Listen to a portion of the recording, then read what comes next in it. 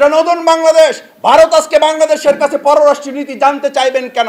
আমাদের পররাষ্ট্র নীতি কি হবে? হোয়াটস হ্যাপেন্ড? এই ভাষা আন্দোলনে যারা লম্বা লম্বা বক্তব্য দিয়েছেন, পুরো ফেব্রুয়ারি জুড়ে একবার তাদের মুখ থেকে প্রফেসর গোলাম আজম রহিমাহুল্লাহর নাম উচ্চারণ না করা মানে ভাষার ইতিহাসকে আজও বিকৃত করার অপচেষ্টা চলছে।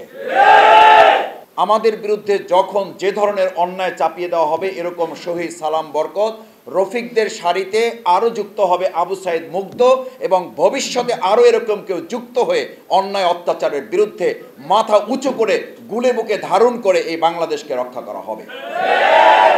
আপনাদের মনে করার কোনো কারণ নাই, ফ্যাসিজমের উত্তরসূরিদের মনে করার কোনো কারণ নাই। শহীদ সালাম বরকত রফিক জব্বার সাইদ মুগ্ধরা ওই সময় পর্যন্ত থেমে যায়। তাদের রক্তের ধারাবাহিকতা যতক্ষণ পর্যন্ত চূড়ান্ত বিজয়ের দিকে না যায়, তাদের উত্তরসূরিরা আরো বুক পেতে থাকার জন্য অপেক্ষমান থাকে এবং দেশকে বিজয়ের দিকে তারা এগিয়ে নিতে থাকে। কিন্তু দুর্ভাগ্য কি জানেন?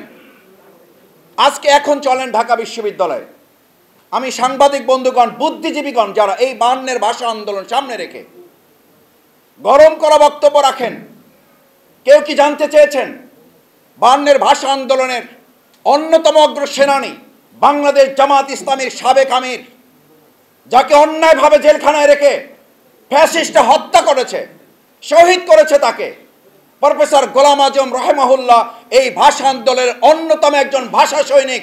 তার নাম ঢাকা বিশ্ববিদ্যালয়ের জিএস তালিকা থেকে যারা বাদ দিয়েছে, এখনো কি সেই নাম সেখানে যুক্ত করা হলো?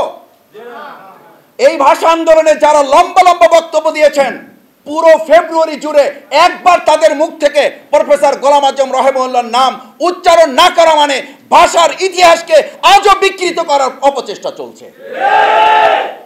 কেন? প্রফেসর গোলাম আজম রহিমাহুল্লাহর অপরাধ কি? কি অন্যায়? যার যতটুকু অধিকার, যার যতটুকু সম্মান, যার যতটুকু প্রাপ্য, সেটুকু আমরা যতদিন দিতে না পারবো ততদিন মনে রাখতে হবে, এরকম 52 হবে, এরকম 71 হবে, এরকম 90 হবে, এরকম 2024 হবে, কিন্তু আমরা আমাদের প্রকৃত অধিকার প্রতিষ্ঠা করতে সক্ষম হব না যতক্ষণ পর্যন্ত আমরা ন্যায্য সম্মানটুকু দিতে পারবো না। আমি আপনাদেরকে বলে রাখছি, খেয়াল রাখুন, আজকে নোট করে রাখুন, আমার কথাটা যেন মিথ্যায় প্রমাণিত হয়। যারা প্রফেসর গোলাম আজম রহিমাহুল্লাহর অধিকারটুকু স্বীকৃতি দিতে ব্যর্থ হয়েছেন, তারাই আজকে নতুন করে বয়ান তৈরি করেছেন। ছাত্ররা কিছুই করে নাই, সব আমরা করে ফেলেছি। তারাই বয়ান তুলেছেন, বাচ্চারা কি বোঝে? এই বয়ান যারা 52 থেকে তুলেছেন, তারা 71-এ তুলেছেন, তারা 90 করেছেন, তারা 24-এ এসে একই কথা তুলে তার সম্মান অধিকার থেকে তাকে বঞ্চিত করার চক্রান্ত এবং ষড়যন্ত্র অব্যাহত রেখেছেন।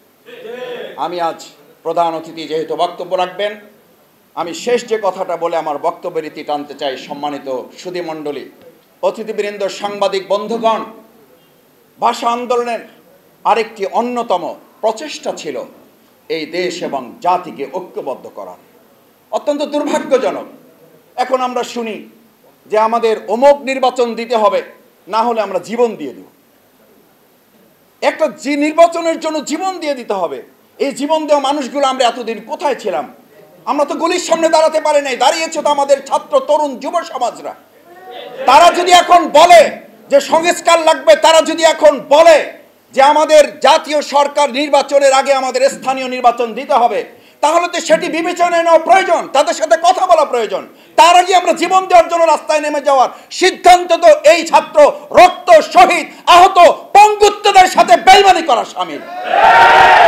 এই বাংলাদেশকে আমি, আপনি, একজন ব্যক্তি কিংবা কোনো একটা দল এই 2025 সালের এখানে প্রেস ক্লাবে দাঁড়িয়ে আপনার কথা বলার পরিবেশ তৈরি করে দিয়েছে। আমার নেতা, আমার নেত্রীকে কি জেলখানা থেকে আপনি, আমি, আমরা মুক্ত করেছি?